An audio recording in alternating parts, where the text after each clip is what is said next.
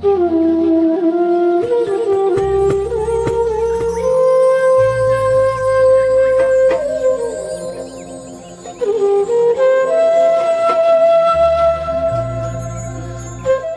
ಕೃಷ್ಣ. ಎಲ್ಲರಿಗೂ ಪ್ರೀತಿಪೂರ್ವಕವಾದಂತಹ ನಮಸ್ಕಾರ. ಕೃಷ್ಣ ಎಂದರೆ ನೆನಪಾಗುವುದು ಪ್ರಕೃತಿ. ಗೋವುಗಳು, ಗೋವರ್ಧನ ಗಿರಿ, ಯಮುನಾ ನದಿ, ಹೀಗೆ ಪ್ರಕೃತಿಯಲ್ಲಿ ಒಂದಾಗಿ ಬದುಕಿದವನು ಕೃಷ್ಣ. ಪ್ರಕೃತಿಯಲ್ಲಿ ದೈವಿಕ ಅನುಭವವನ್ನು ನೀವು ಪಡಿಬೇಕು ಅಂದರೆ ನೀವೊಮ್ಮೆ ಕೊಡಚಾದ್ರಿಯ ತಪ್ಪಲಿನಲ್ಲಿರುವ ವೈಕುಂಠ ವ್ಯಾಲಿಗೆ ಭೇಟಿ ನೀಡಲೇಬೇಕು.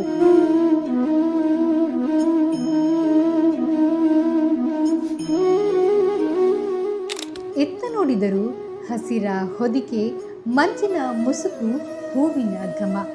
ಮತ್ತೊಂದೆಡೆ ಪ್ರಕೃತಿಯ ಪ್ರಶಾಂತತೆಯ ನಡುವೆ ದಟ್ಟ ಕಾನನದಿಂದ ಹರಿದು ಬರುವ ನೀರಿನ ತೊರೆಯ ಸದ್ದು. ಇಂತಹ ಮನಮೋಹಕ ಗಿರಿ ಶಿಖರದ ಮಧ್ಯೆ ಪ್ರಕೃತಿಯ ಮಡಿಲಲ್ಲಿ ಏಕಾಂತತೆಯಲ್ಲಿ ಕಾಲ ಕಳೆಯುವ ಒಂದು ಅದ್ಭುತ ತಾಣ, ಅದುವೇ ವೈಕುಂಠ ವ್ಯಾಲಿ.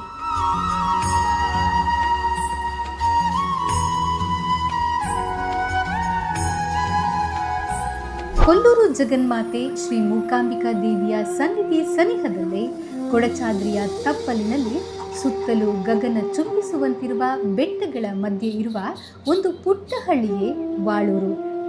ಕೊಲ್ಲೂರಿನಿಂದ ಕೊಡಚಾದ್ರಿ ಘಾಟಿಯಲ್ಲಿ ಶಿವಮೊಗ್ಗ ಕಡೆ ಪ್ರಯಾಣಿಸುವ ಹೆದ್ದಾರಿಯಲ್ಲಿ ಬಲಭಾಗಕ್ಕೆ ಸುಮಾರು 6 ಕಿಲೋಮೀಟರ್ ದೂರ ಕಾಡು ಮೇಡಿನ ಹಾದಿಯಲ್ಲಿ ಸಾಗಿದಾಗ ಸಿಗುವುದೇ ಈ ವೈಕುಂಠ ವ್ಯಾಲಿ.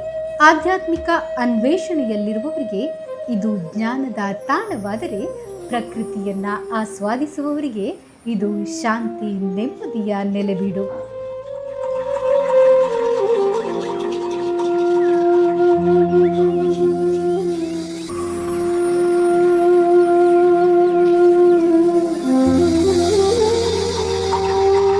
ಇಸ್ಕಾನ್ ಸ್ಥಾಪಕ ಆಚಾರ್ಯ ಶ್ರೀಲ ಪ್ರಭುಪಾದರ ಆಶಯದಂತೆ ಪ್ರಕೃತಿಯ ಮಡಿಲಲ್ಲಿ ಸರಳ ಜೀವನ, ಉನ್ನತ ಚಿಂತನೆ ಎಂಬ ಕಲ್ಪನೆಯಲ್ಲಿ ಈ ವೈಕುಂಠ ವ್ಯಾಲಿ ಸ್ಥಾಪನೆಯಾಗಿದ್ದು, ಇದರ ಪೂರ್ಣ ಜವಾಬ್ದಾರಿಯನ್ನ ಸರಳ ಸುಂದರ ರೀತಿ ನಿಭಾಯಿಸುತ್ತಿರುವವರು ಶ್ರೀ ತತ್ವದರ್ಶನದಾಸ ಪ್ರಭುಜಿ.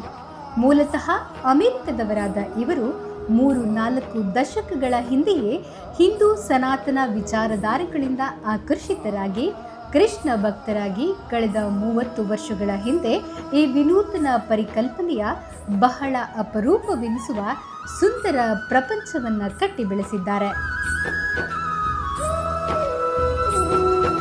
ಕೇವಲ ವಿಶ್ರಾಂತಿ ಧಾಮ ಮಾತ್ರ ಅಲ್ಲ, ಇಲ್ಲಿ ಯೋಗ, ಮೆಡಿಟೇಷನ್ ಜೊತೆಗೆ ಸ್ಪಿರಿಚುವಲ್ ಗ್ರೋತ್ಗೆ ಬೇಕಾದಂತಹ ಸ್ಥಳಾವಕಾಶವಿದೆ. ಹಕ್ಕಿಗಳ ಕಲರವ, ತಂಗಾಳಿಯ ತಂಪು, ಹರಿಯುವ ತೊರೆಯ ಸದ್ದು, ಹೀಗೆ ಪ್ರಕೃತಿಯ ವರ್ಣಿಸಲ ಸಾಧ್ಯ ಅನುಭವವು ವೈಕುಂಠ ವ್ಯಾಲಿಯೊಳಗಿರುವ ಭಕ್ತಿ ನೇಚರ್ ಕ್ಯಾಂಪ್ನಲ್ಲಿ ಪ್ರತಿ ಕ್ಷಣವೂ ನಮ್ಮನ್ನ ಪ್ರಕೃತಿಯೊಂದಿಗೆ ಒಂದಾಗಿಸಿ ನವ ಚೈತನ್ಯವನ್ನ ನೀಡುತ್ತದೆ. ಚಕ್ರತೀರ್ಥ ನದಿಯಲ್ಲಿ ಸ್ನಾನಘಟ್ಟದ ಸೌಲಭ್ಯ, ನಕ್ಷತ್ರ ವೀಕ್ಷಣೆಗೆ ಸ್ಕೈ ಟೆರೇಸ್, ಏಕಾಂತತೆ ಬಯಸುವವರಿಗೆ ಧ್ಯಾನಕ್ಕಾಗಿ ನದಿ ತೀರದಲ್ಲಿ ಪ್ರತ್ಯೇಕ ಮಂಟಪ, ಯೋಗ ಫಾರ್ ಲೈಫ್ಗಾಗಿ ಮಾರ್ಗದರ್ಶನ, ದೂರದ ಊರುಗಳಿಂದ ಬಂದು ಪ್ರಕೃತಿ ಜೊತೆಗೆ ಬೆರೆತು ಅಲ್ಲಿಯೇ ವಾಸ್ತವ್ಯ ಹೂಡುವುದಕ್ಕೆ ಸುಸಜ್ಜಿತ ಕೊಠಡಿಗಳು, ಶುದ್ಧ ಸಾತ್ವಿಕ ಆಹಾರ ಎಲ್ಲವೂ ಇಲ್ಲಿದೆ. ಆ ಮೂಲಕ ನೇಚರ್ ಲೈಫ್ ಬಯಸಿ ಬರುವ ಪ್ರವಾಸಿಗರು ಮತ್ತು ಸಾಧಕರಿಗೆ ಒಂದು ಹಸಿರ ಲೋಕವನ್ನೇ ಸೃಷ್ಟಿಸಿದೆ. ತಂಡವಾಗಿ ಅಥವಾ ಏಕಾಂತವಾಗಿ ಬಂದು ಆಧ್ಯಾತ್ಮಿಕತಡಿ ಕಾಲ ಕಳೆಯುವವರಿಗೆ ಇದು ಪ್ರಶಸ್ತವಾದ ಸ್ಥಳವಾಗಿದೆ.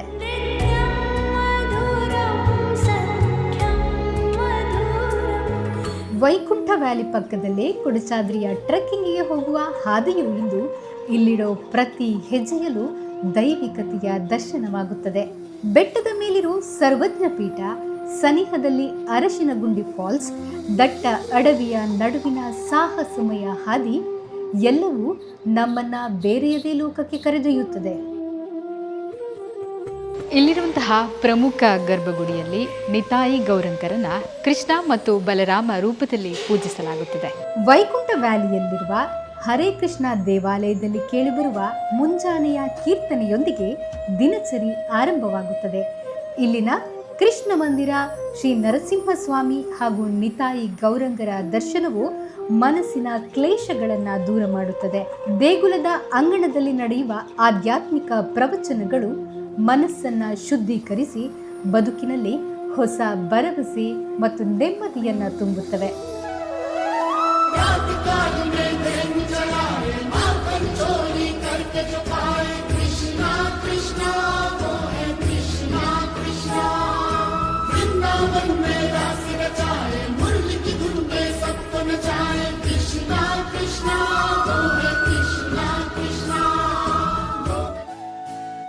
ಗೋವುಗಳ ಮೈಸವೃತ ಒಂದು ಕ್ಷಣ ಕಾಲ ಕಳೆದ್ರೆ ಸಾಕು. ಇದು ಕೇವಲ ಗೋಶಾಲೆಯಲ್ಲ, ಚಿಕಿತ್ಸಾ ತಾಣವೂ ಹೌದು.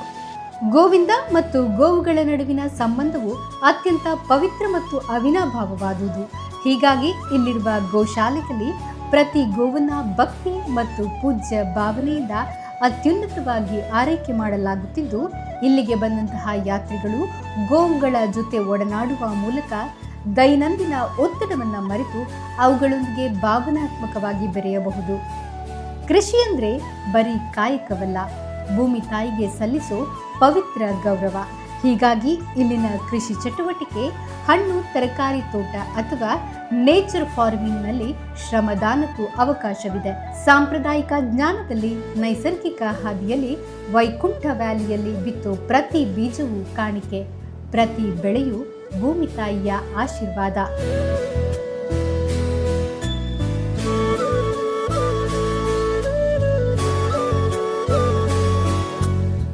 ಒಟ್ಟಾರೆಯಾಗಿ ನಮ್ಮ ಬ್ಯುಸಿ ಲೈಫ್ನಿಂದ ಈ ನಿಸರ್ಗದ ಮಡಿಲಿಗೆ ಬಂದು ದಿನನಿತ್ಯದ ಜಂಜಾಟಗಳನ್ನೆಲ್ಲ ಮರೆತು ಮೊಬೈಲ್ ನೆಟ್ವರ್ಕ್ ಜಾಲದಿಂದ ದೂರವಾಗಿ ಡಿಜಿಟಲ್ ಡಿಟಾಕ್ಸ್ ಪಡೆಯಲು ವೈಕುಂಠ ವ್ಯಾಲಿ ಹೇಳಿ ಮಾಡಿಸಿದ ಅದ್ಭುತ ಹಾಗೂ ಬೆಸ್ಟ್ ಡೆಸ್ಟಿನೇಷನ್. ಯಾಕಂದರೆ ಇಲ್ಲಿ ದೇಹವು ಪ್ರಕೃತಿಯಲ್ಲಿ ವಿಶ್ರಾಂತಿ ಪಡಿತಾ ಇದ್ರೆ ಮನಸ್ಸು ಅಂತರಂಗದ ಶಾಂತಿಗಾಗಿ ತೆರೆದುಕೊಳ್ಳಲು ಪ್ರಾರಂಭಿಸುತ್ತದೆ. ನಮ್ಮ ಬದುಕಿನ ಜಂಜಾಟದ ನಡುವೆ ನಾವು ಮರೆತೇ ಹೋದ ಸತ್ಯ ಏನೆಂದರೆ ಪ್ರಕೃತಿಯೊಂದಿಗೆ ಒಂದಾಗಿ ಬದುಕುವ ದೊಡ್ಡ ಸುಖ. ಇಂತಹ ಖುಷಿಯನ್ನ ಶಾಂತಿಯನ್ನ ಪಡಿಬೇಕಂದ್ರೆ ನೀವು ವೈಕುಂಠ ವ್ಯಾಲಿಗೆ ಭೇಟಿ ಕೊಡಲೇಬೇಕು.